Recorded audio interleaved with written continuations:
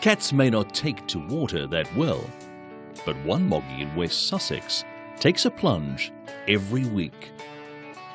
Custard is an 18-month-old tomcat and enjoys his weekly therapy sessions in a warm water pool designed for dogs needing physiotherapy. It's Friday morning 10 a.m. and Custard has arrived for his 15-minute physiotherapy session. He's been coming here with his owner Sue for a few weeks to take a swim and build muscles in his weak back legs. Sue consulted one of her friends who had been taking his dogs, who were suffering from a similar problem of weak back legs, to use the pool at St Andrew's Farm Kennels. Owner Annie Silver is a great believer in the benefits of hydrotherapy for animals. So Custard has been at it for a few weeks now. Initially, Annie was reluctant to try hydrotherapy on a cat, as cats traditionally don't take too well to water.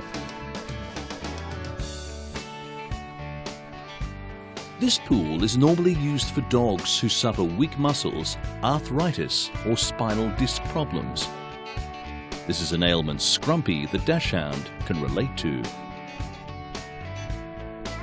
Those who only just start out using the pool are put in a life jacket and get extra help from Annie's colleague Paula so they don't panic.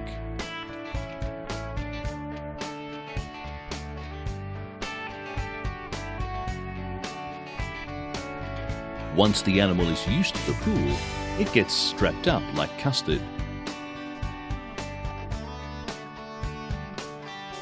Custard doesn't seem to mind the water. He gets in, swims happily. Maybe he knows it's doing him the world of good.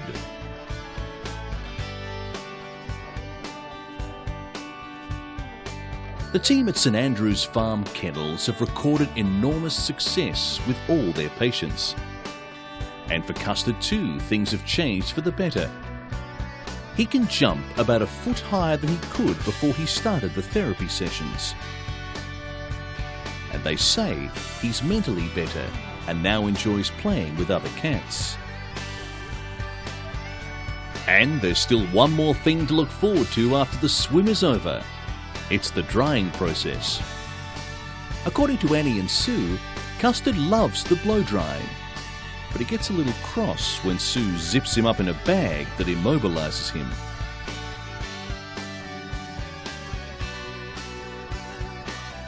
He knows, though, that it's all for his own good, so he doesn't jump out of the towel and remains wrapped up warm until the next session.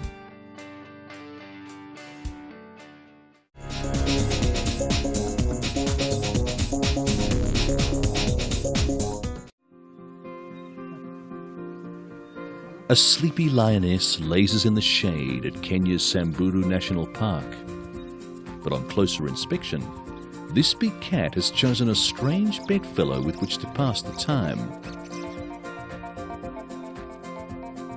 The lioness has adopted a 5-day-old oryx, an animal she's probably more used to eating than mothering. Game wardens at Samburu National Park said they found the lioness with the young oryx over the Easter holidays, so the calf was appropriately called Easter. Here the lioness can be seen checking out the oryx's antelope mother. When she comes to suckle her baby, the lioness leaves them alone.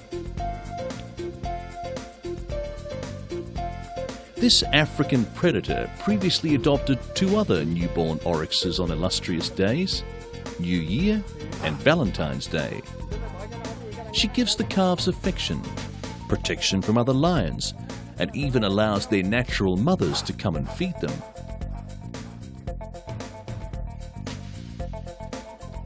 Park wardens are watching this unusual duo round the clock to make sure the oryx isn't hunted by other animals.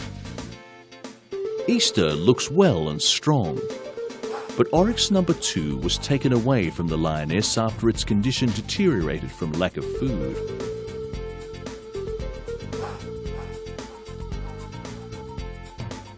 Oryx number 1 was not so lucky. The lioness managed to protect it for 2 weeks before a hungry male lion, with a more traditional diet, seized the baby while the lioness was napping.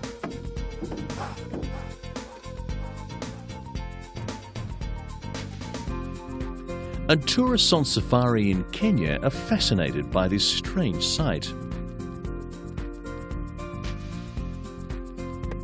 Let's hope it's third time lucky for Easter.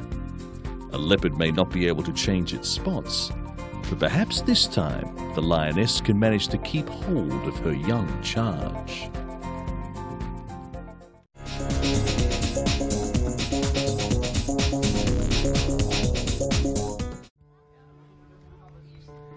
This dolphinarium in the Netherlands is the only sea mammal park in Europe where there have been successful walrus births.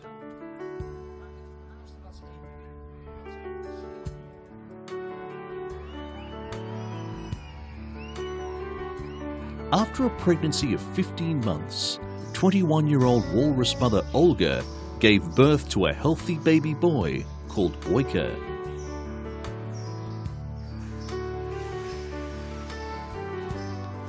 The birth of the baby took about 40 minutes, a short time for the birth of a walrus. Measuring almost 1 meter long, Boyka, which means fighter in Russian, weighed 50 kilos at birth and already had a great moustache.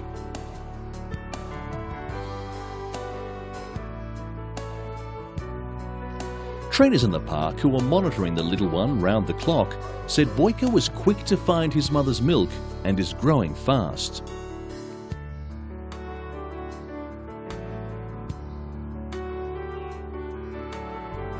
This is the second time that Olga has given birth in captivity.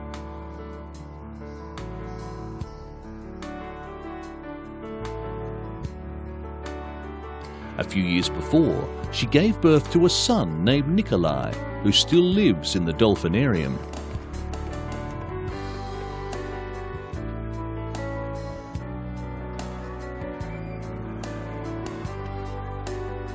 Every day, he performs in a show together with his father Igor to entertain the hundreds of visitors.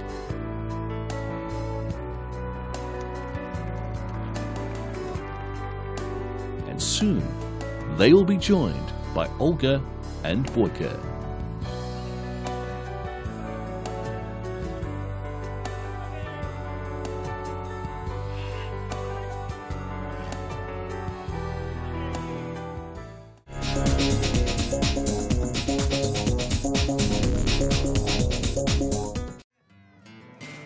This is the 22nd Seljuk Efes Camel Wrestling Festival.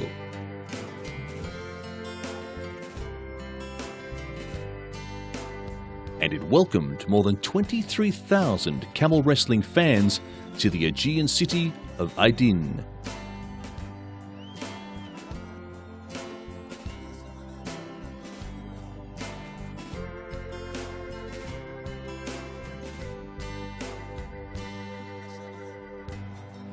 "120 camels from all over the country were paraded in the wrestling arena from the early hours of Sunday morning.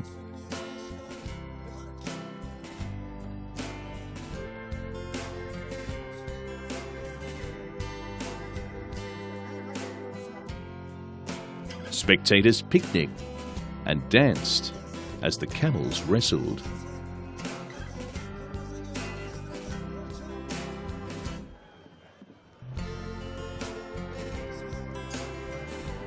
The Seljuk municipality gave each camel owner a traditional carpet as a gift.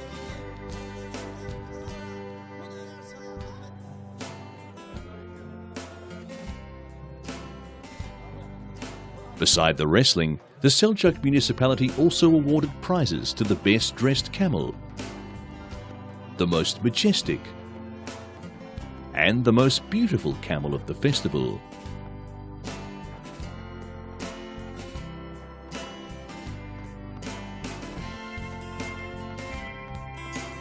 Preparations for this festival had started months before the Games.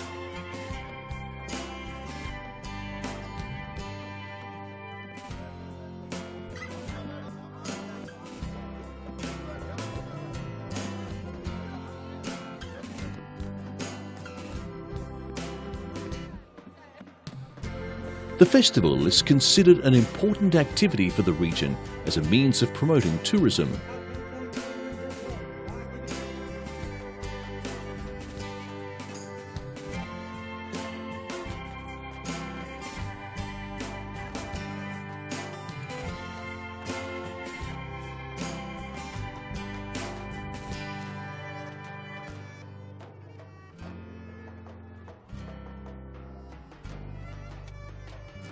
It has been held every January for well over 20 years.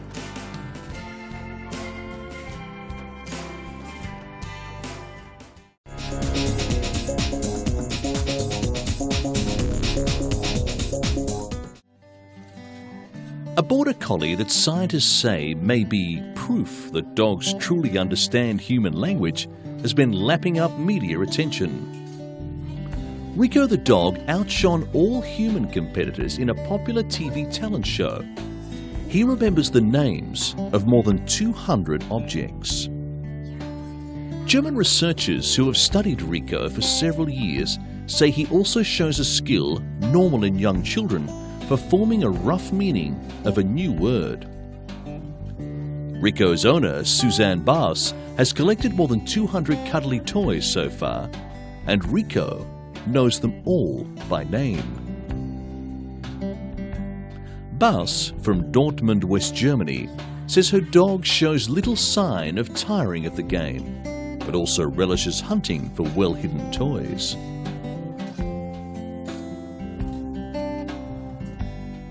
Rico developed his skills while incapacitated for a year after a shoulder operation.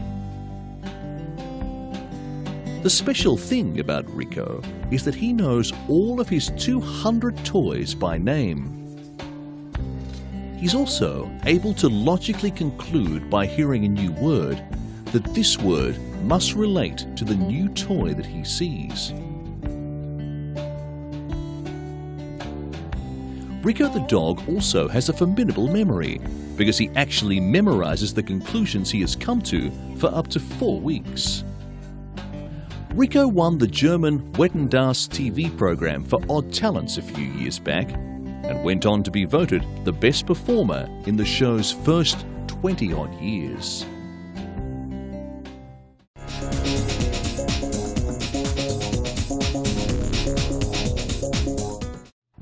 This is the first female megamouth to be discovered in southern Africa. It washed up on a beach about 400 kilometers east of Cape Town. It is only the third female megamouth shark to be discovered to date, and scientists are very keen to dissect and study the shark. Only about a dozen specimens, mostly males, have been found since this animal was discovered when a US naval experimental trawler caught one of the sharks off Hawaii in 1976. As its name suggests, the shark has a massive mouth, but is harmless to humans as it is mainly a plankton eater.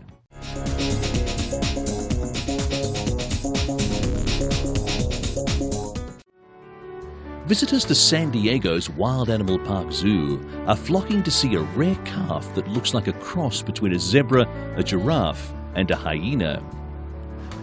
The Okapi calf, whose natural habitat is in the Democratic Republic of Congo, was recently discovered by scientists in the early 20th century and are the only living relatives of the giraffe. The animal's midnight blue tongue is about a foot long and is quite adept at harvesting leaves for dinner.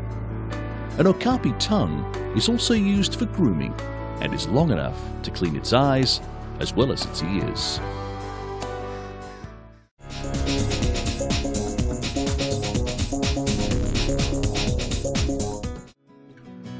Known worldwide for its stalky legs and full pink plumage, the flamingo recently became the latest target of an Argentine zoo's conservation efforts.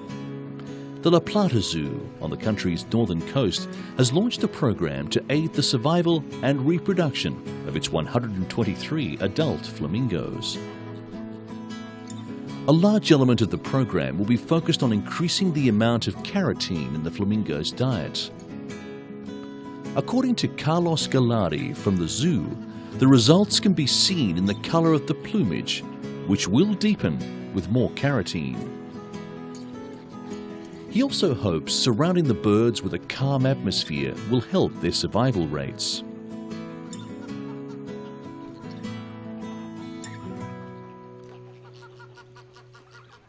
The zoo claims to have 25 flamingos between 1 and 3 years who were born in captivity, 18 chicks, as well as 14 eggs. Flamingos can live up to almost 50 years in captivity, can reach up to 5 feet in height, and have a wingspan of approximately 5 feet.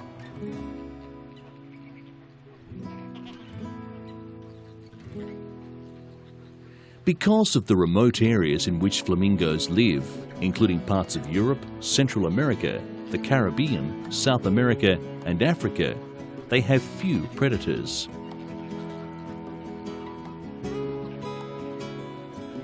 A flamingo's only defense against a predator is to fly away.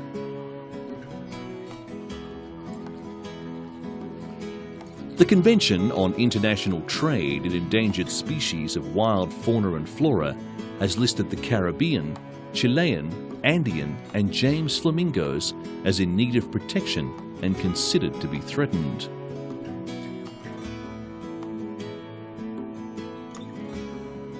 In 1924, according to the New York-based Wildlife Trust, the James flamingo, which resides in the high-altitude region of the Andes Mountains, was believed to be extinct but was rediscovered in 1957.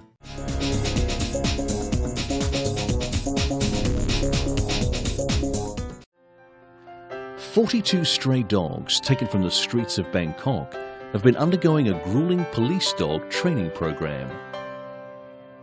These dogs will assist police in operations and have spent 20 weeks training to sniff for drugs and explosives and hunt down criminals."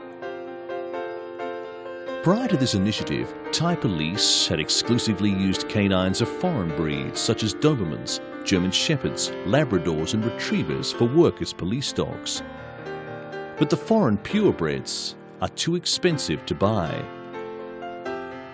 As tens of thousands of stray dogs roam the streets of Bangkok, they can easily be picked up and trained at a far lower cost. At the Pak Chong Military Working Dogs Battalion, the dogs and their handlers put on a fine display showing off an array of skills.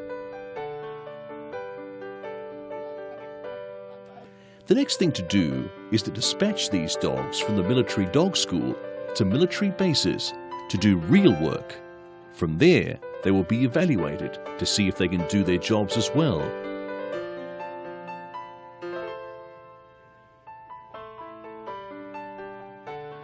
Colonel Chan Pum is the commander of Military Working Dogs Battalion. He admitted the training had been slow during the 4 months, as many of the strays had been abused and did not trust humans. For this reason, it took weeks for the dogs to recognize and answer to the names they were given.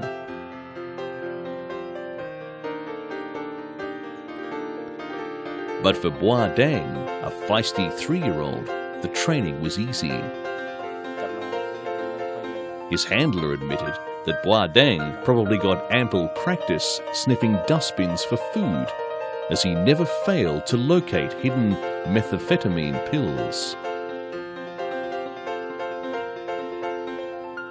Bois Dang was very quiet and lonely when he first arrived here, but his handler says he now is very playful and enjoys the training. In the first 10 weeks, the dogs were taught basic obedience, followed by 2 months of general police tasks.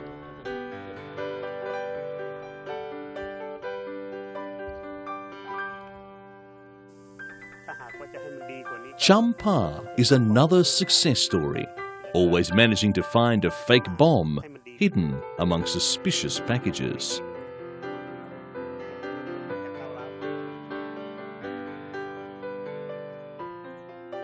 These newly trained dogs now face a 2-month probation before they are put to the test on Thailand's dangerous borders.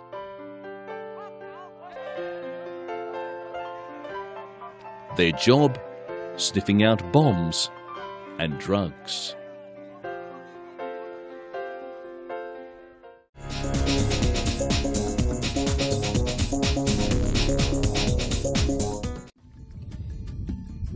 A specialised centre in the United Arab Emirates has made it the symbol of the desert, a camel, with the more exotic llama, and has produced tamest, a unique hybrid that combines the best of both animals. British veterinarian Lulu Skidmore has been breeding tamest for years and says he has created an animal with the sought-after coat of a llama and the endurance of the larger camel. Skidmore's improbable-sounding experiment is the first of its kind in the world. Rama is male, and he's been joined by Camila, a brown and white cuddly female who looks like both her parents. Although they hail from east and west, camels and llamas originated from the same ancient camelid that inhabited the Rocky Mountains area of North America some 30 million years ago. More camelids went into South America's Andes Mountains, where they were domesticated by the ancient Incas into llamas. Despite their close links, camels and llamas do not mate in the wild, although they can be readily crossbred as they have the same number of chromosomes. At the CRC, nature gets a helping hand in the form of state-of-the-art reproduction techniques. Since camels only ovulate when they have intercourse, Skidmore and her two-man team first inject the llamas with a hormone called gonadotrophin to stimulate ovulation. They then monitor the development of the llama's ovaries, and then when the follicles are ripe, the animals are inseminated by fresh camel semen. If the researchers are lucky, pregnancy will occur and a camel will be born around 11 months later. Rama, the first hybrid, boasts a llama-like disposition, but his vocalizations and general appearance are more like a camel. And Skidmore hopes Camila will also grow into a creature with a good quality coat and whose size is somewhere between her mother and her 500-kilogram father. So far, the CRC has inseminated 50 llamas. It has also inseminated female camels and transferred fertilized camel embryos into female camels.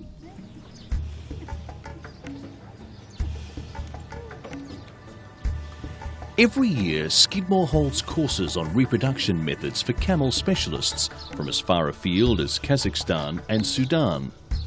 But it's the camels that are her real passion. When discussing the animals, Skidmore sounds proud and disparaging, like a mother talking about her children. And like most parents, Skidmore doesn't know how her offspring will turn out, but the scientist in her knows that their existence is as important as their future.